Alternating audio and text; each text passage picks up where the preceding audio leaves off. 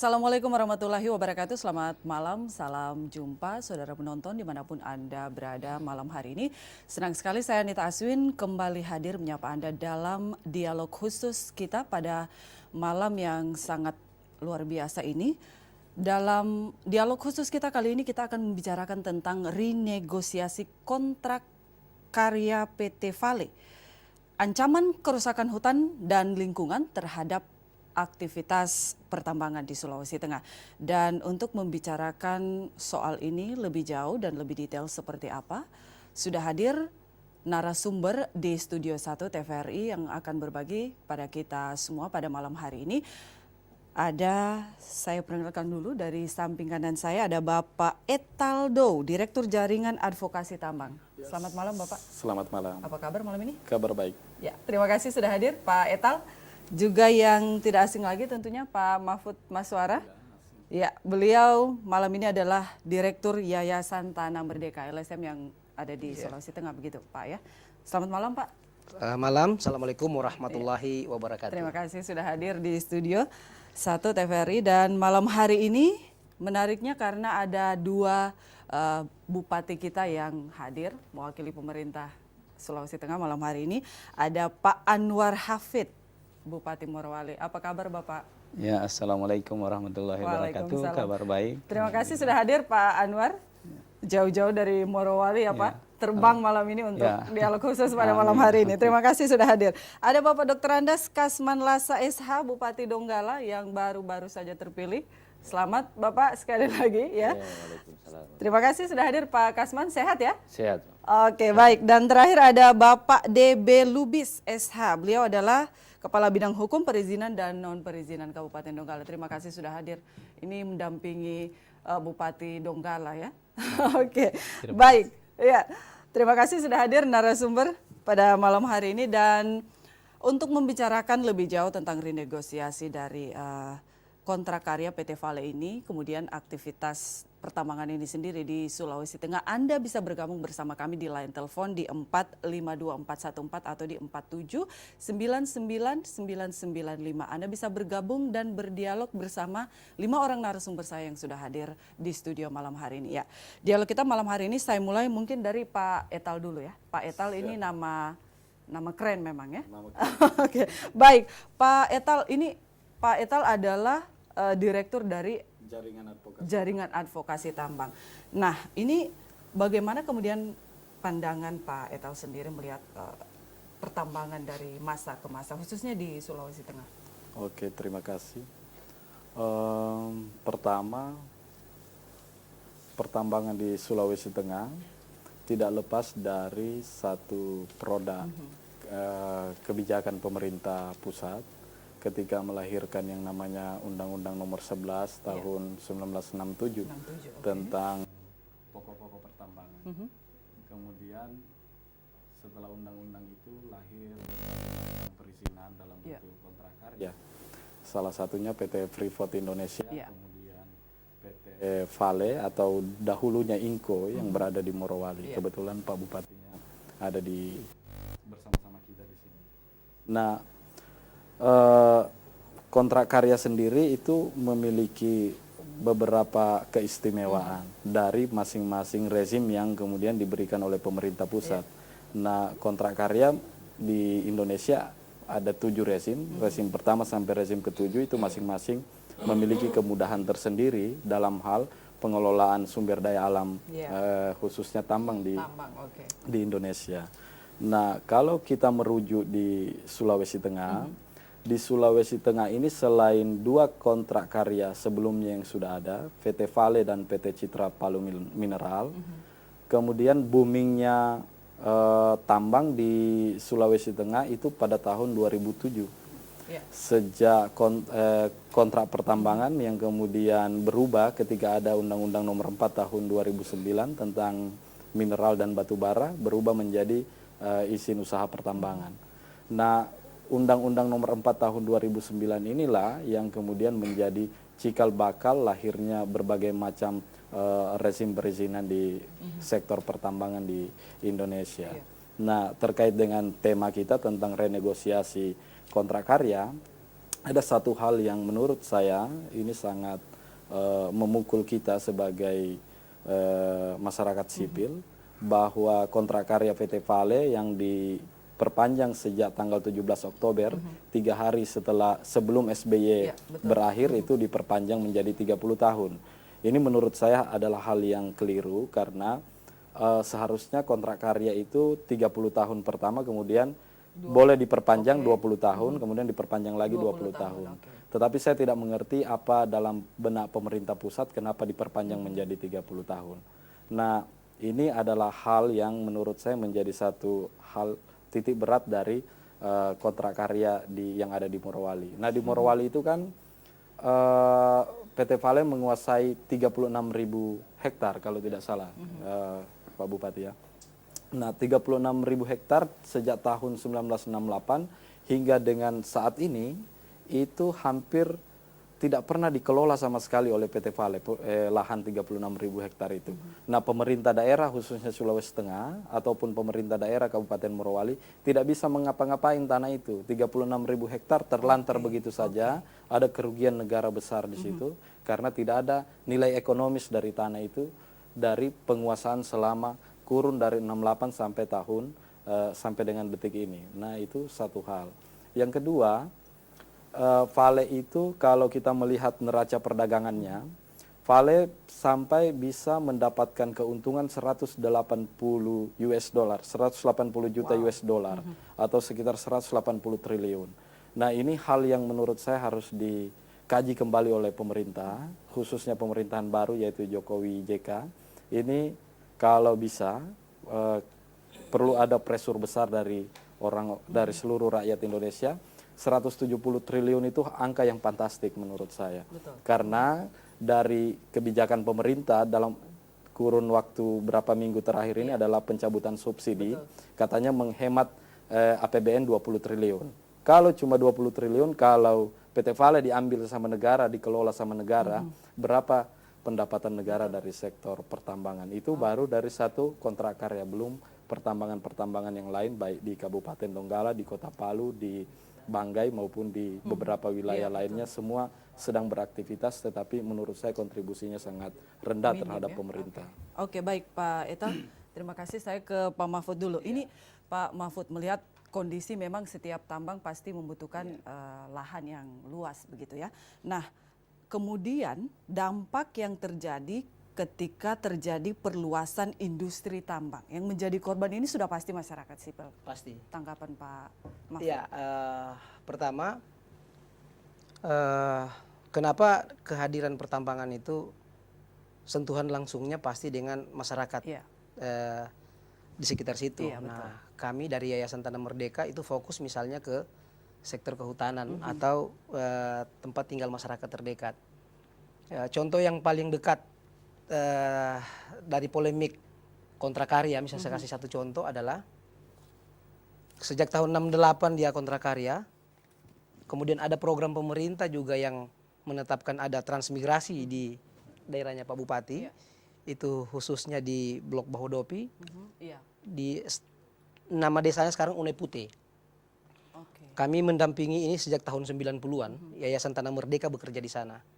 Kita lihat begitu ternyata daerah yang diberikan oleh pemerintah kepada masyarakat transmigrasi ini itu adalah diklaim sebagai milik konsesi arealnya PT Inco yang sekarang PT Vale. Belakangan di zaman itu 5 tahun mereka sudah mengelola, tumbuh-tumbuhan sudah siap panen, kemudian harus pindah. Nah, padahal keberadaan masyarakat di sana juga lewat program pemerintah, bukan keinginan masyarakat sendiri. Ini sampai saat ini masyarakat di sana pun juga sebagian sudah ada mendapat sertifikat, tapi sebagian besar juga belum bisa. Yang paling parah sampai saat ini yang kita sudah merdeka 69 tahun ini, masyarakat di sana belum merasakan yang namanya pelayanan listrik negara. Atau sama PLN. di sana belum ada. Ya di sana baru lilin negara mungkin yang ada. Baik. Dan ini jadi soal serius, kebetulan ada Pak Bupatinya ini sehingga bisa jadi, karena di sana juga masyarakat Republik Indonesia gitu yang kami dampingi. Nah, soal yang lain adalah kasus-kasus pertambangan yang berkaitan dengan tempat tinggal, karena memang tambang ini sangat ekstraktif dia. Kalau selama ini orang merusak hutan, kita dengar bahwa karena ditangkap menebang 1-2 pohon, itu rata-rata masyarakat sipil dan penduduk lokal yang kemudian diproses secara pidana. Tapi kami juga belum mendengar ada satu perusahaan yang merusak hutan bukan pakai sensor tapi pakai bulldozer, alat berat yang dalam hitungan jam itu berhektar-hektar hutan dia rusak. Tapi juga dalam penanganan hukumnya kita belum pernah mendengar ada kasus perusahaan besar yang ditarik secara di ranah hukum, kecuali masyarakatnya yang katanya merusak hutan. Padahal kita juga berkeyakinan masyarakat di sekitar hutan itu punya kearifan lokal untuk melindungi hutannya, untuk melindungi lingkungannya. Karena kalau terjadi bencana ekologis atau bencana alam, yang pertama kena pasti masyarakat sekitar situ. Bukan pengusaha-pengusaha yang datang dari luar yang kemungkinan setelah mengambil keuntungan akan meninggalkan daerah itu. Nah, ada beberapa kasus memang yang di Donggala, juga misalnya di Banggai. Saat ini yang menurut saya kehadiran pertambangan dan perkebunan kelapa sawit. Tapi kami fokus misalnya di isu-isu pertambangan, kebetulan ada Pak Bupati Donggala. Kita juga belum bisa melupakan bagaimana korban masyarakat, korban meninggal itu di Balai Sang Tanjung. Yang sengketanya soal sepele, soal adanya pertambangan emas yang akan masuk di sana dan kebun-kebun warga diklaim sebagai hutan yang ada di situ. Nah, ini ya adalah soal-soal yang menurut kami adalah soal-soal serius, di mana tidak lagi antara kami bekerja di NGO atau masyarakat sipil yang bekerja itu tidak boleh vis-a-vis dengan pemerintah, tapi bagaimana kita harus sumbang saran. Nah, apa yang penting untuk kami melakukan perbaikan kepada pemerintahan, dan pemerintah juga tentunya harus mendengar, karena ada beberapa hal yang saat ini celah-celah regulasi yang sudah dimungkinkan. Yang tadinya itu susah didapatkan akses datanya, karena mungkin menganggap ini jangan-jangan data, sekarang kalau tidak dikasih ya akan kami sengketakan di Komisi Informasi Publik. Dan itu juga berlangsung, sehingga ya akan ada upaya paksa untuk meminta data itu. Ini sementara ya ada beberapa kasus, kebetulan Pak Bupati ini juga tadi koalisi YTM Jatam ini meminta beberapa dokumen beberapa bulan kemarin tidak diberikan. Mungkin lambat prosesnya apa segala macamnya karena fotokopi, kemudian itu kita sengketakan dan tadi sudah titik ketemu akan semua dokumen yang kami butuhkan itu diberikan sepanjang dalam penguasaan mereka. Yang tidak ada dalam penguasaan itu akan diminta siapa yang akan menguasai, karena itu adalah dokumen publik dan semua orang, bukan hanya YTM Jatam, masyarakat di sana juga punya hak untuk mendapatkan informasi itu. Itu yang pokok-pokok penting dari dialog ini menurut kami, sehingga koalisi YTM Jatam berpikiran tidak bisa lagi kita dialog bagaimana menghadirkan siapa yang punya kepentingan, karena yang punya power di daerah berdasarkan undang-undang Minerba itu ya bupati-bupati ini. Maka tidak mungkin saya dengan etal saja berkoar-koar sementara Pak Bupatinya tidak mendengar. Nah, kalau sekarang kan sudah dihadirkan, jadi akan terlibat langsung dan komitmennya langsung ke masyarakat. Oke, baik, dan akan clear saya kira malam hari ini. Oke, baik, saya ke Pak Anwar dulu. Pak Anwar, tanggapan Pak Anwar mengenai perpanjangan kontrak karya dari PT Vale ini menjadi 30 tahun, sementara dalam undang-undang itu harusnya 20 tahun begitu, dan bisa diperpanjang lagi 20 tahun. Ini terjadi di penghujung jabatan SBY. Tanggapan Pak Anwar? Jadi begini, saya orang yang sering suka berpikir pragmatis. Artinya melihat apa asas manfaatnya. Nah, saya melihat bahwa kontrak karya PT Vale ini sejak tahun 69 sampai hari ini memang kita semua ketahui bahwa dari sisi manfaat kepada masyarakat itu belum maksimal. Nah, sehingga tadi kalau Pak dari Direktur Jatam mengatakan kenapa harus ada perpanjangan, saya kira apa yang disampaikan beliau itu kita semua juga menjadi pertanyaan yang sama. Tapi saya lebih fokus kepada sebetulnya bukan persoalan perpanjangan kalau saya. Kalau saya ini selalu berpikir mana itu kewajibannya. Ya. Kalau di kewajiban itu kan macam kontrak karya pertama itu disebutkan bahwa menjelang tahun 2010 PT Vale itu atau PT Inco yang sekarang PT Vale itu sudah harus ada pabrik smelter di Kabupaten Morowali. Menjelang tahun 2010 itu di yang pertama. Nah, ini belum selesai, sudah 2014 yang disebutkan di pertama itu saya tidak ada. Nah, ini dilanjutkan lagi, kita tidak tahu nanti kapan lagi baru ada itu. Nah, itu yang pertama, sehingga bagi saya dan masyarakat Morowali yang inti saat ini adalah bagaimana kekayaan alam yang ada itu bisa dimanfaatkan sebesar-besarnya untuk kesejahteraan rakyat. Saya bicara bukan cuma kesejahteraan rakyat Morowali, tapi kesejahteraan rakyat Sulawesi Tengah dan Indonesia. Nah itu, karena kalau bagaimanapun juga bahwa kita coba saya ambil perbandingan sekarang. Katakanlah misalnya PT Vale ini kan 36.000. 36.000 dan kondisi di Morowali itu bahwa kandungan nikel terbesar itu ada di 36.000 itu. Ya. Di tempat lain itu hanya ada spot-spot saja itu. Kalaupun sekarang orang bilang kaya akan tambang Morowali itu, sebetulnya kalau orang intinya itu ada di situ yang 36.000 itu. Nah, kalau sekarang PT Bintang 8 yang memiliki izin kurang lebih 18.000 itu berani membangun smelter sampai puluhan triliun, sekarang sudah sampai 60%. Sementara potensinya itu tidak sebesar yang 36.000 ini berani. Nah ini kenapa ini tidak berani melakukan itu? Nah ini yang menjadi pertanyaan kita dari daerah, rakyat, pemerintah selalu bertanya. Dan ini sudah sejak dulu. Saya sejak dilantik 2007, ini terus yang menjadi pertanyaan saya. Ini dan sudah berulang-ulang kali, mulai dari kalau gubernur itu mulai dari zamannya Bapak Paliuju, ya saya berjuang bersama-sama itu untuk mendesak PT Vale, PT Inco waktu itu untuk segera bangun smelter, karena itu kewajiban di dalam kontrak karya. Namun sampai dengan tahun 2010 tidak ada realisasi. Kemudian kita sudah bekerja sama. Kemudian lagi dengan Pak Gubernur sekarang Pak Longki Janggola, saya 2 tahun ini berusaha semaksimal menekan terus bagaimana supaya merealisasikan itu, tapi sampai hari ini tidak ada. Jadi ini sebetulnya semacam, kalau saya bilang ini juga curhat saya mewakili rakyat Morowali, ini curhat juga sebetulnya.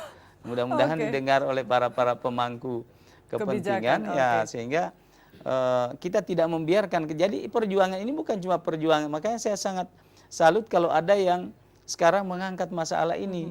Kalau selama ini saya saja terus yang ribut-ribut di Morowali dengan teman-teman rakyat Morowali yang ribut. Nah sekarang alhamdulillah saya sangat bersyukur bahwa teman-teman di Palu itu sudah mulai merespon ini. Karena kenapa? Saya sering bilang bahwa ini bukan hanya kepentingannya Morowali, ini kepentingan Sulawesi Tengah. Ya, ini kepentingan Sulawesi Tengah. Berapa banyak dana bagi hasil misalnya yang didapatkan kontribusi kalau itu ada smelter di sana yang 36.000 itu. Nah jadi ini salah satu sebetulnya yang menjadi pertanyaan bagi kami, bagi masyarakat dan juga bagi saya sebagai bupati di Kabupaten Morowali. Mudah-mudahan dengan dialog ini bisa didengar dan ini bisa kita tindak lanjuti terus. Sehingga PT Vale mudah-mudahan juga kalau ada yang mendengar bisa mengetahui bahwa ini sekarang bukan cuma bupati bukan cuma bupati yang bernafsu dan rakyat Morowali, tapi ini sudah menjadi tuntutan dan ini sudah menjadi tuntutan di khususnya kita rakyat Sulawesi Tengah. Tugas dari seluruh masyarakat Sulawesi Tengah untuk di Morowali ini sendiri, kasus tambang ini. Karena ini milik kita Sulawesi Tengah ini aset Sulawesi Tengah sesungguhnya. Betul. Baik.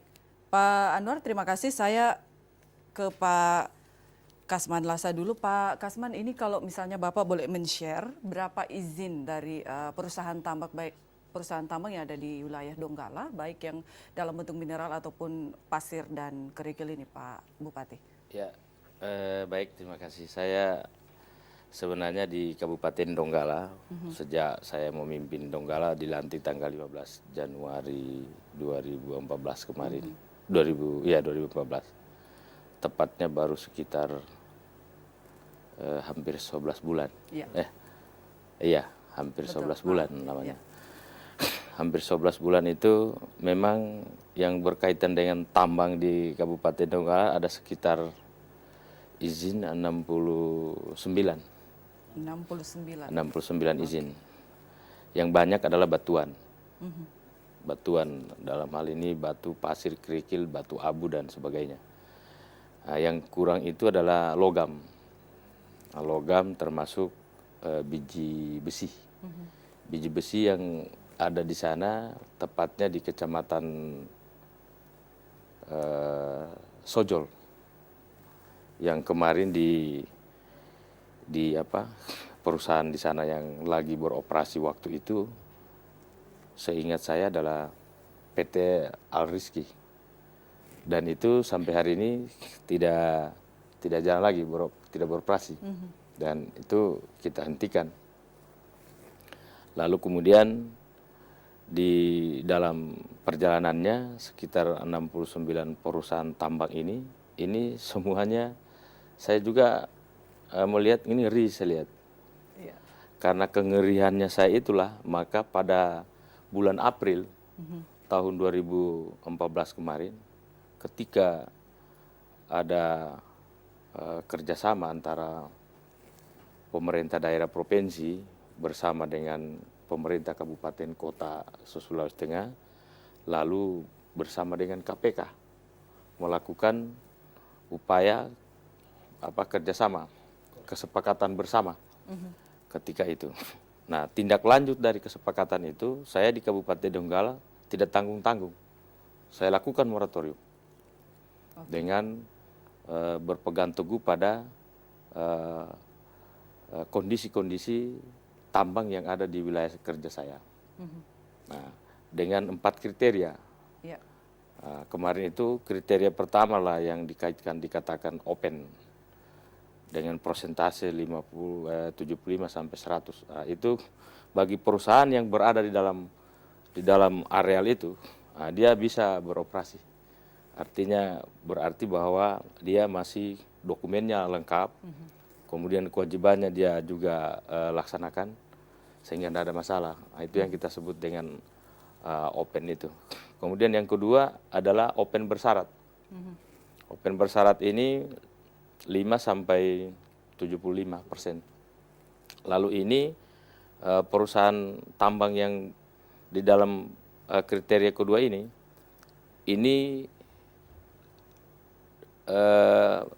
dalam perjalanannya dia memenuhi ketentuan, kewajibannya juga dia penuhi. Oke. Nah, tetapi ada catatan, gitu. Kemudian yang ketiga berhenti sementara.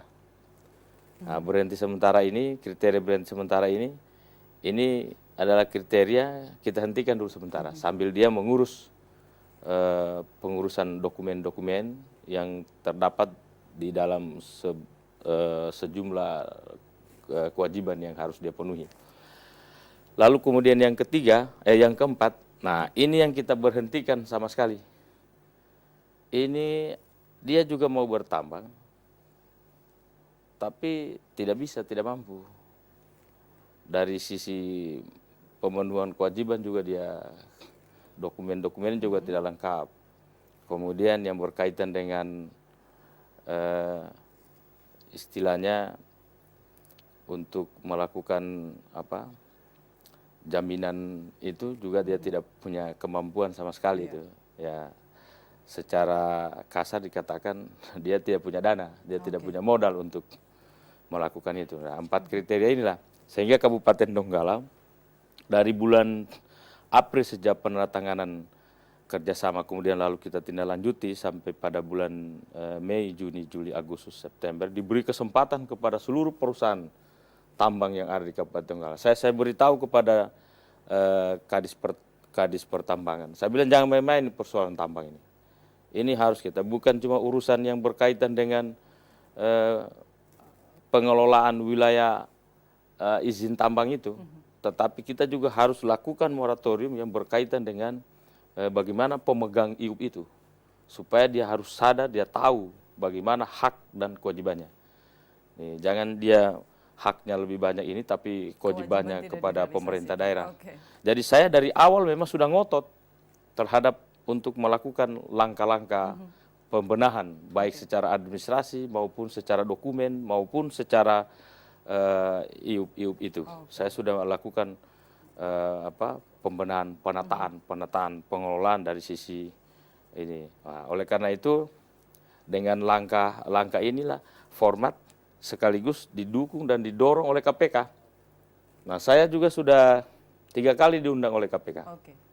Jadi kalau ada orang takut ke KPK, saya datang di KPK tidak diundang, saya pergi. Oke, baik. Dan sekaligus saya menyerahkan waktu itu adalah hasil moratorium. Hasil moratorium itu. Nah, ketika kita serahkan kepada KPK bahwa inilah yang sudah kami lakukan di Kabupaten Donggala. Jadi tidak ada itu yang namanya bahwa ini ada yang berkaitan dengan perusahaan tambang yang diisukan misalnya, nah itu termasuk di poin kedua kalau tidak salah, kriteria kedua. Dia dikatakan bahwa illegal mining.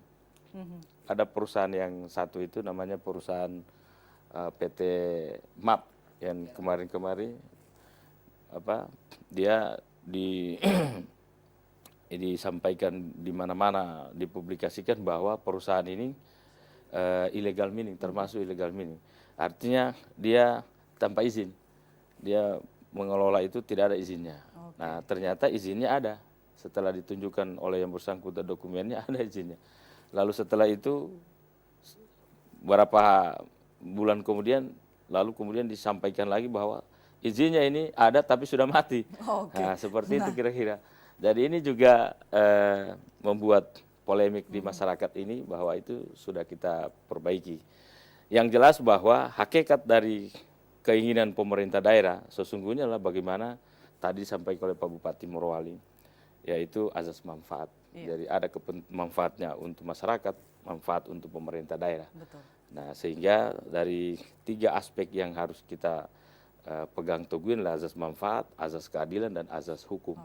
Sehingga menjadi salah satu pedoman untuk kita harus pada prinsipnya bahwa sepanjang itu ada pendapatannya untuk daerah, no problem. Nah, saya saja di Kabupaten Donggala ini diperkirakan sekitar 20 miliar itu khusus dari tambang. Dari tambang. Nah, ini nanti di dalam periode tahun 2014 ini saya harus genjot ini.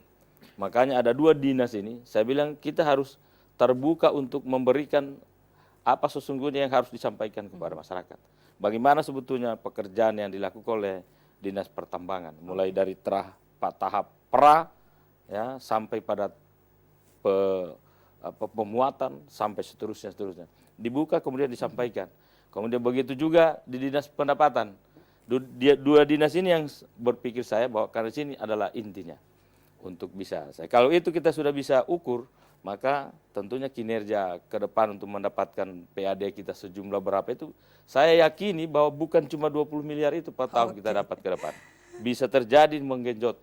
Donggala itu hanya itu yang bisa kita harapkan. Saya mau bangun hotel di sana, di mana kita mau ini? Donggala ini kota tertua, 69 tahun yang lalu Kabupaten Donggala itu. Sampai hari ini belum punya hotel. Ya, mudah-mudahan dengan pembenahan tambang ini, karena ini pendapatan besar, lalu kemudian mereka memenuhi kewajiban-kewajibannya, dokumennya dan sebagainya, yang tidak memenuhi kita stopkan sama sekali. Sehingga mereka menjadi pelajaran bahwa kita betul-betul ya, di satu sisi kita memberi kesempatan kepada investor untuk mau membangun di Kabupaten Donggala, ya di sisi lain kita juga harus menaati aturan-aturan hukum yang ada, termasuk regulasi yang ada. Jadi harus bersandar pada pointer itu. Nah, inilah Donggala itu. Donggala ini sebenarnya unik. Karena kalau 5 kecamatan di wilayah ibu kota itu, kemudian di situ juga ada beberapa pertambangan. Bahkan dari Palu mau menuju ke Donggala, dari Loli Oge, Loli Dondo, Pesua, Tasibur itu di pinggir jalan. Nah, itu. Dan itu izinnya, semua sudah ada izinnya, saya dapat masuk. Nah, tinggal saya melihat bagaimana memperbaiki dan membenahi. Nah, saya ingin mau ada semacam tim yang bekerja itu. Bahkan saya katakan kepada dinas yang pertambangan dengan SKPD teknis, yang termasuk perhubungan, termasuk kelautan dan perikanan, termasuk PU Tata Ruang, termasuk BLHD, termasuk pertambangan, dinas pendapatan. Ini harus dibikin